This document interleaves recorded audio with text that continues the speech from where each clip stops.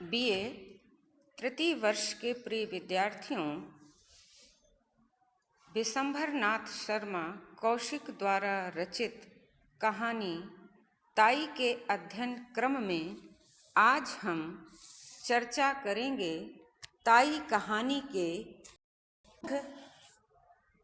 नायक या कहें मुख्य पात्र ताई के पति श्री रामजी दास के चरित्र की विशेषताओं के बारे में।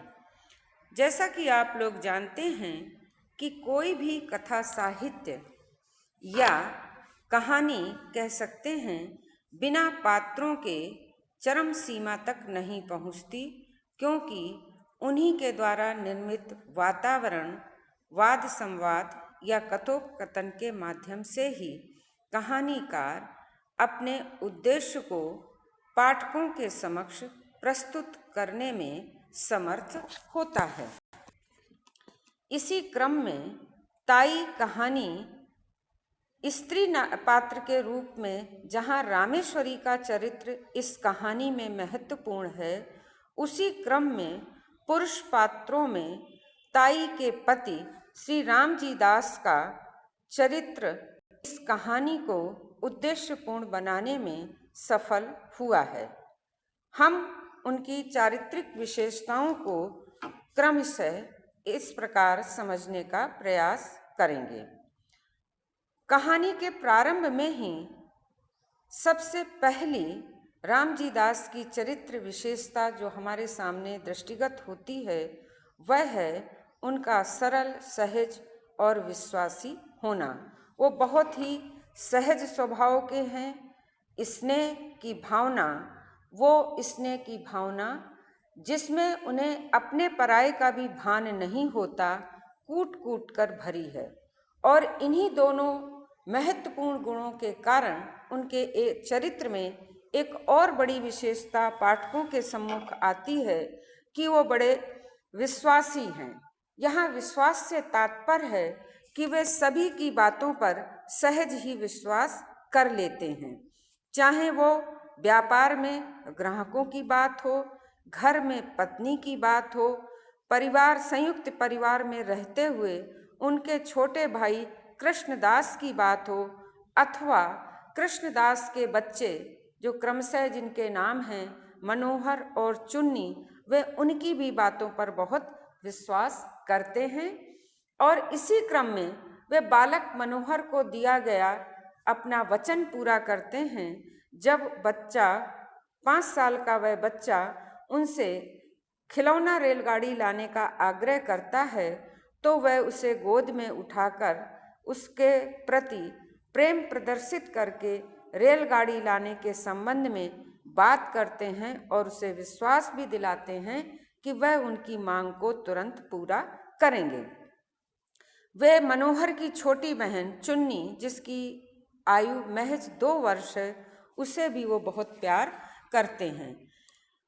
और इसी तरह से वे अपनी पत्नी रामेश्वरी को भी इस बात के लिए समझाते हैं या प्रेरित करते हैं कि उसे भी अपने देवर के बच्चों से अपने बच्चों जैसा प्यार करना चाहिए। कहानी के कथाक्रम को आगे बढ़ाते हुए जो दूसरे उनके चरित्र की विशेषता, दूसरी हमारे चरित्र की विशेषता हमारे सामने आती है, वह यह है कि वह अंधविश्वासों से दूर हैं या अंधविश्वासों से मुक्त हैं, या कह सकते हैं कि अंधविश्वासों के प्रति उनकी अनास्था है। जहाँ उनकी पत्नी संतान प्राप्ति के लिए बहुत सारे उपक्रम करती हैं, पूजा पाठ करती हैं, व्रत रखती हैं, देवताओं की मनौतियाँ मानती हैं, तब बाबू रामजी दास उनसे स्पष्ट कहते हैं कि पूजा पाठ करना सब ढकोसला है। जो वस्तु भाग्य में नहीं, वह पूजा पाठ से भी कभी प्राप्त नहीं हो सकती। मेरा ये अटल विश्वास है। इसी कारण रामजी दास ज्योतिषियों की भविष्यवाणी पर विश्वास नहीं करते। वे अपनी पत्नी रामेश्वरी से भी कहते हैं कि तुम इन ज्योतिषियों की बातों पर विश्वास करती हो जो दुनिया भर के झूठे और धूर्त हैं, ये झूठ बोलने की ही रोटियां खाते हैं। वे आगे कहते हैं कि भले ही शास्त्र झूठे नहीं हैं, परंतु ज्योतिष शास्त्र का पूरा ज्ञान न रखने वाले भी ज्योतिषी बन बैठे हैं और लोगों को ठगते फिरते हैं। ऐसी दशा में इन पर कैसे विश्वास किया जा सकता है। यहाँ पर हम ये देखते हैं कि रामजी दास अंधविश्वासों पर विश्वास नहीं करते, भाग्यवादी भी हैं। और इसी क्रम में उनके चरित्र की एक तीसरी विशेषता हमारे सामने उभर कर आती है कि वे भाग्यवादी हैं और उनका ये मानना है कि यदि उनके भाग्य में संतान होगी तो वह उनके अवश्य होगी या उन्हें अवश्य प्राप्त होगी। अगर भाग्य में नहीं होगी तो पूजा पाठ, व्रत, उपवास, देवताओं की मनौतियों आदि से भी कोई संतान होने वाली नहीं है और इसी कारण अपनी संतान के लिए सोच करना व्यर्थ है। इस तरह ईश्वर पर पूरी आस्था रखते हुए भी बाबू रामजी दास भाग्यवादी हैं। विचारों से भाग्यवादी रामजी दास अपनी संतति प्राप्त करने के आकांक्षी भी हैं कहीं ना कहीं, क्योंकि वे जब अपनी पत्नी रामेश्वरी को समझाते हैं तो उनका मानना है कि क्या तुम नहीं जानती कि मुझे भी ऐसा लगता है कि संतान की कामना मेरी भी है, परंतु उसकी प्राप्ति अपने वश में नहीं है। और उनका यह भी मानना है कि मनुष्य के श्रेष्ठ कर्मों से ही उसे इस संसार में जाना जाता है। यदि मनुष्य संतान रहते हुए, धन दौलत रहते हुए भी यदि वह अच्छे काम नहीं करता, समाज की सेवा नहीं करता, दुखी जनों की सहायता नहीं करता, तो उसके जाने के बाद उसे कभी कोई याद नहीं रखता है। और यहीं पर भाग्य पर विश्वास करने वाले बाबू रामजी दास हमें कर्मशील व्यक्तित्व के भी धनी लगते हैं, क्योंकि कर्म उनका जीवन जो है वो कर्म प्रधान है। वो व्यापार में भी कर्मशील हैं, अपने संयुक्त परिवार के प्रति कर्मशील हैं, अपने सारे कर्तव्यों का निर्वहन करते हैं और अपने छोटे भाई के बच्चों के प्रति भी उनकी जो कर्मठता है, उनका जो प्यार है, उनका जो ममता है, वह उनके कर्मशील व्यक्तित्व की ओर ही संकेत करता है। संसार में कई लोग निसंतान रहे, परंतु उनके द्वारा स्थापित अनाथालय और धर्मशालाएं उनके नाम को अब तक चला रही हैं और आगे भी चलाते रहेंगे। पुत्र होने से मुक्ति की बात भी गलत है, मुक्ति तो सत्कर्मों से मिलती है। इस प्रकार रामजी दास अपनी पत्नी को समझाने की चेष्टा करते हुए सत्कर्म करने और भाई की संतान से स्नेह रखने की सलाह देते हैं। कहानी के मध्य क्रम में बढ़ते हुए हम यह भी देखते हैं कि रामजी दास गंभीर एवं समझदार व्यक्तित्व के स्वामी हैं।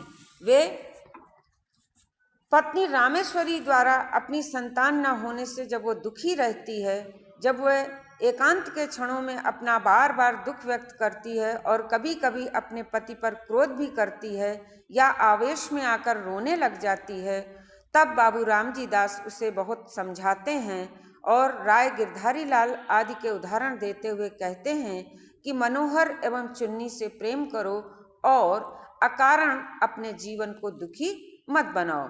बाबू रामजी दास अपने संयुक्त परिवार के मुखिया हैं तथा उन दोनों भाइयों का आढ़त का काम है। वे अपने छोटे भाई और उनकी संतान से स्नेह रखकर ऐसा व्यवहार करते हैं कि उन्हें अपनी संतानहीनता नहीं खटकती और वे बड़ी समझदारी से और अपने गंभीर का परिचय देते हुए अपने संयुक्त परिवार के प्रति सारे कर्तव्यों का निर्वहन करते हैं। रामजी दास जी एक विवेकशील एवं सज्जन पुरुष भी हैं। प्रस्तुत कहानी में बाबू रामजी दास को विवेकशील एवं सज्जन प्रकृति का व्यक्ति बतलाया गया है। वे बहुत सच्चाई के साथ अपना व्यापार करते हैं, संयुक्त परिवार की सारी जिम्मेदारी उठाते हैं और यहाँ तक कि अपनी संतान न होने पर भी वे अपने भाई की संतानों को सच्चे मन से स्नेह करते हैं और अपनी पत्नी से भी उनसे स्नेह रखने के लिए समझाते हैं। उनके मन में अपनी संतान और भाई की संतान अथवा उसके लिए कोई दुर्भावना नहीं होती। विवेकशीलता और सज्जनता के चलते बाबू रामजी दास अत्यंत संतोषी प्रवृत्ति के भी हैं। उनकी यह संतोषी प्रवृत्ति अपनी संतान न होने के प्रति जो बहुत शांति से और संतोषपूर्ण जो जवाब अपनी पत्नी रामेश्वरी को देते हैं, उससे ये बात झलकती है। और वो कहते हैं कि तुम कभी भी उन बच्चों के प्रति ईर्ष्या या द्वेष मत रखो। यदि ईश्वर को यही मंजूर है कि हमारे कोई संतान नहीं होगी तो इसमें दुखी होने की कोई बात नहीं है, क्योंकि इस ताई कहानी के नायक बाबू रामजी दास हैं और वे रामेश्वरी के पति भी हैं। और पति की जो जिम्मेदारियां होती हैं वह उनका निर्वहन बड़े अच्छे ढंग से या कहें पूरी निष्ठा से करते हैं। इस रूप में रामजी दास एक आदर्श पति के दायित्वों का पूरी तरह से निर्वहन करते हैं। और उनकी ये बात हमें यहाँ पर यह बतलाती है कि रामजी दास जहाँ संतान न होने पर पत्नी को ये भी समझाते कि क्या तुम्हें नहीं लगता कि मैं भी अपनी संतान चाहता हूँ, लेकिन यदि ईश्वर को मंजूर नहीं है तो मैं नहीं दुखी होता और संतोष किए हुए हूँ ईश्वर के निर्णय पर, इसी तरह तुम्हें भी करना चाहिए। और आदर्श पति होने के नाते ही वे संयुक्त परिवार की शांति और उसे मजबूती प्रदान करने के लिए अपनी पत्नी रामेश्वरी को भी समझाते हैं कि तुम्हें इन बच्चों के साथ कोई भेदभाव नहीं करना चाहिए। इस तरह हम कह सकते हैं कि बाबू रामजी दास का जो चरित्र है वो एक उदात्त चरित्र के नायक के रूप में हमारे सामने आता है, जहाँ वो सरल हैं, सहज हैं, विश्वासपूर्ण हैं, अंधविश्वासों के प्रति उनकी अनास्था है, वो भाग्यवादी हैं। उन्हें भी एक सामान्य ईश्वर होने के नाते उन्हें भी अपनी संतान की आकांक्षा है और वे कर्मठ व्यक्तित्व के धनी भी हैं, गंभीर भी हैं और बहुत समझदारी से वे संयुक्त परिवार का परिचालन करते हैं। विवेकशीलता और संतोषी वृत्ति होने के कारण वे एक उदात्त चरित्र के रूप में पाठकों के समक्ष आते हैं। इस विवेचन के आधार पर कहा जा सकता है कि प्रस्तुत कहानी में रामजी दास का चरित्र अनेकानेक आदर्श चरित्र की विशेषताओं से परिपूर्ण है। वस्तुतः वह कहानीकार की भावनाओं के आदर्श वाहक हैं।